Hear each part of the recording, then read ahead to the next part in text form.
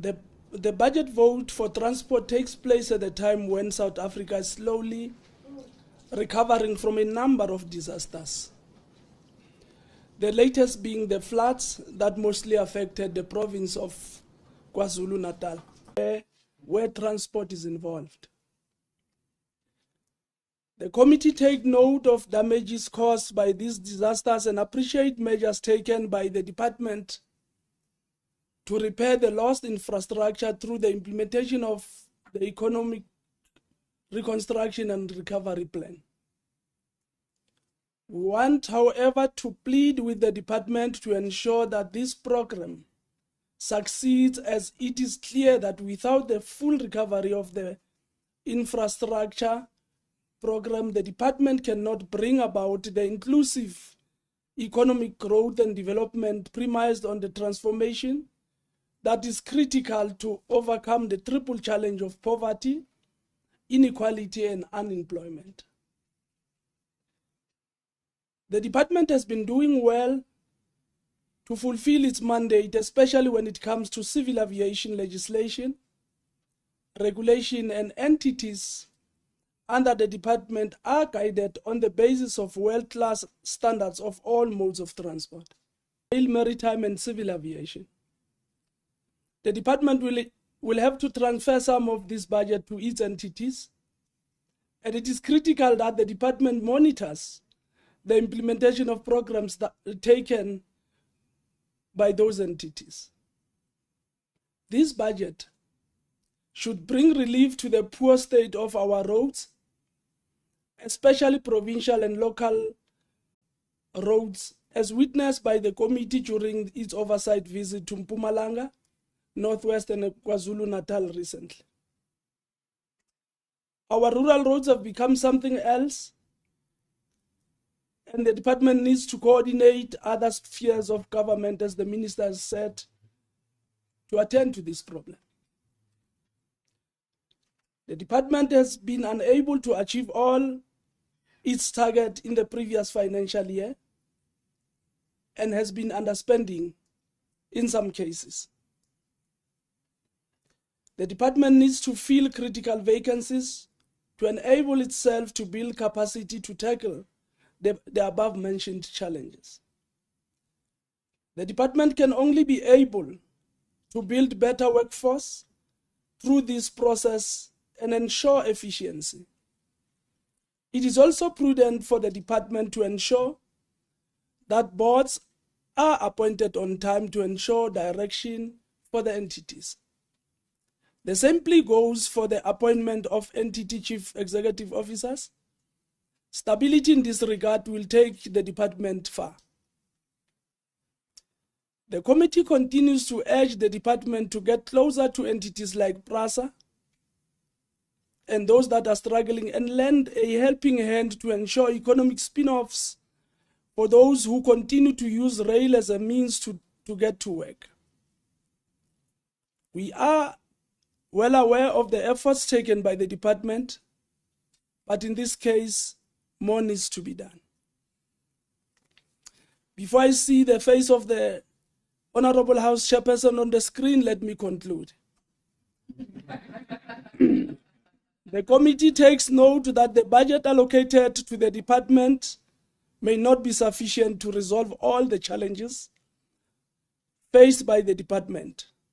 But this budget, if used effectively and efficiently, it surely can take the department somewhere and benefit the people of South Africa. The ANC support this budget vote. I thank you, House Chair. Thank you, Honorable Zwani. You still have had some time to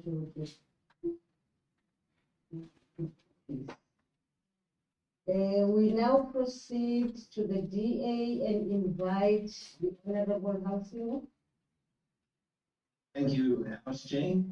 Following his recent visit to the Ukraine, Leader John Steenhuisen made one of the most surprising remarks.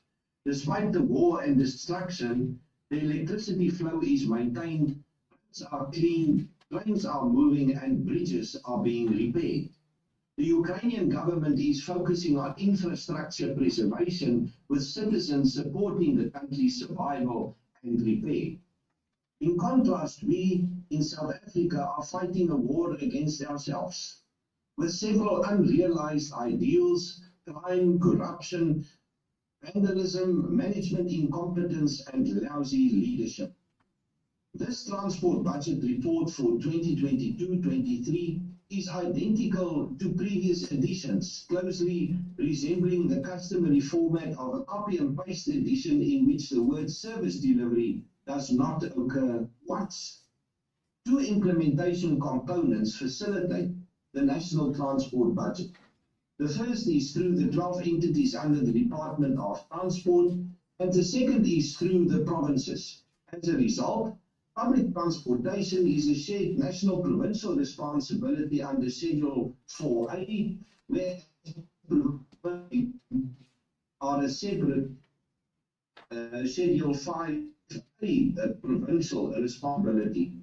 Municipalities and metros each have their own processes, and all of them require collaboration, synergy, and coordination, which is where many things go drastically wrong.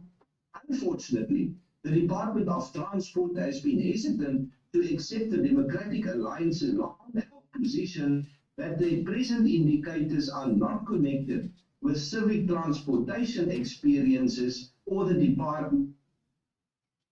For example, in the last 10 years, 95% of passenger rail services have been eliminated.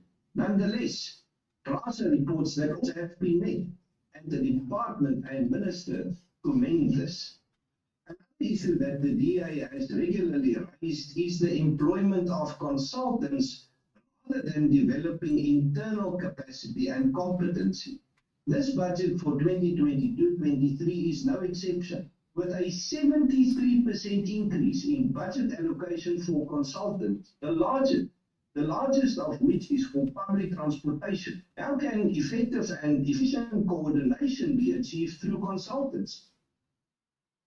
And how can improved coordination and budget functions be achieved through consultants based on tasks? We ever effectively offer communities a choice and option of diverse modes and a variety in integrated mobility alternatives if 3/4 of the budget is set aside for consultants? After spending millions on consultants, we today have more company-owned vehicles and cars parked at branch offices than moving trains. Transnet owes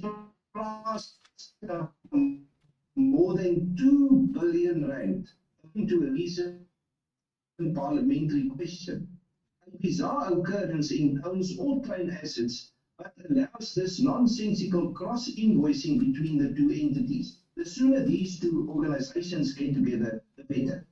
Any desire to shift more freight goods to rail network to relieve road congestion would be viable only after the full merger of Transnet and PRASA. This is not a fresh endeavor, but rather an opportunity that has already passed you by, and this is why.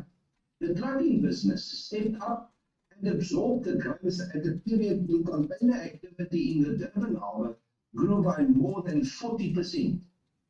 Owners of 15,000 truck fleets with 5 or more trucks currently compete for more. In total, there are well over 300,000 trucks with a capacity of 3.5 tons or more.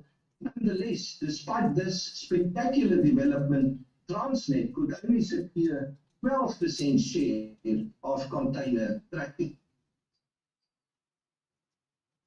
Minister Department are not guided by realistic facts and evidence.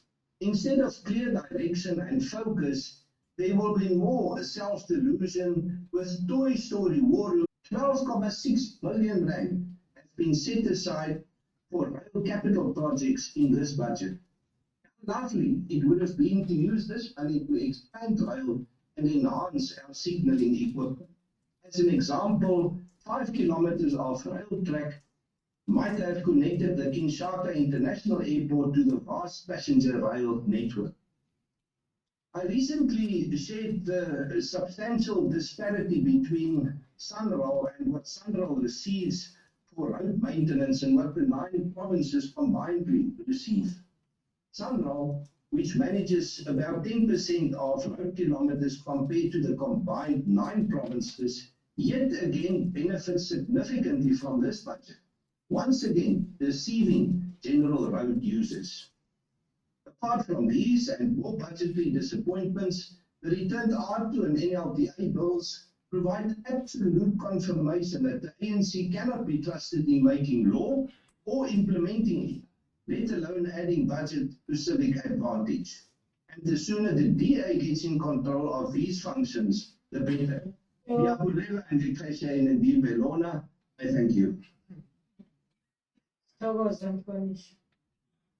We will now proceed, honorable members, and invite the EFF and recognize the Honorable Nolichungu.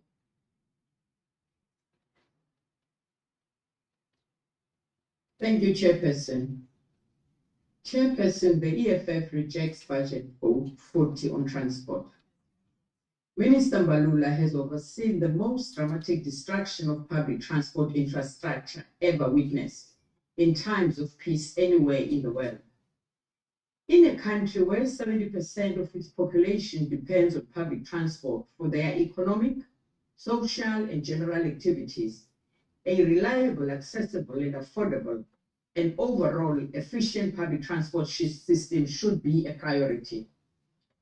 During 2006 and 2007 financial year, the Department of Transport introduced the Integrated Public Transport Network Plan for the metropolitan municipality and certain selected cities.